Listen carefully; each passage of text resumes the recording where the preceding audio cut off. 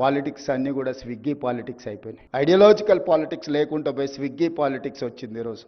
ఎవరు ఎంత ఫాస్ట్గా డెలివరీ చేస్తారు, ఆన్లైన్లో ఎవరు వస్తారు, లేకపోతే మనకు కావాల్సింది ఎవరు తొందరగా ఇస్తారని, ఎవరు కమిట్మెంట్తో ఉన్నారు, ఎవరి ఐడియాలజీని ఫాలో చేస్తున్నారు, సిద్ధాంతకర్తలుగా లేకపోతే సిద్ధాంతాలను నమ్మేవాళ్ళు, సిద్ధాంతాలను పాటించే వాళ్ళు, సిద్ధాంతాల కోసమే పనిచేసే వాళ్ళు దేశ రాజకీయాలలో తగ్గుతూ వస్తున్నారు. ఇది ప్రజాస్వామ్య స్ఫూర్తికి, ప్రజాస్వామ్యానికి అత్యంత ప్రమాదకరం. ఈ దేశం వేగంగా ప్రమాదం వైపు ప్రయాణం చేస్తుంది. ప్రజాస్వామిక విలువలు తగ్గి పొలిటికల్ మేనేజర్స్ ఎక్కువైపోయినరు, కార్యకర్తలు పోయినరు, వాలంటీర్స్ వచ్చిండ్రు. కార్యకర్తలు లేని రాజకీయాలు దేశ భవిష్యత్తుకు ప్రమాదకరంగా తయారవుతాయి. వాలంటీర్స్ వాళ్ళు ఎవరైనా, ఈవెంట్ మేనేజర్స్ ఎవరైనా, అవుట్ సోర్సింగ్ ఎవరైనా, ఏ డ్రెస్ కావాలంటే ఆ సీజన్కి ఆ డ్రెస్ వేసుకొని ఆ పని చేసి వెళ్తారు. పాలిటిక్స్ కూడా ఈ రోజు ఆ విధంగా మారుతున్న సందర్భం. యూనివర్సిటీ విద్యార్థి రాజకీయాలలో సిద్ధాంతపరమైన రాజకీయాలు రావాల్సిన అవసరం ఉంది. దేశ రాజకీయాలలో ధన ప్రభావాన్ని తగ్గించాల్సిన అవసరం ఉంది. వ్యక్తిగత వైరుధ్యం, వ్యక్తిగత శత్రుత్వానికంటే సిద్ధాంతపరమైన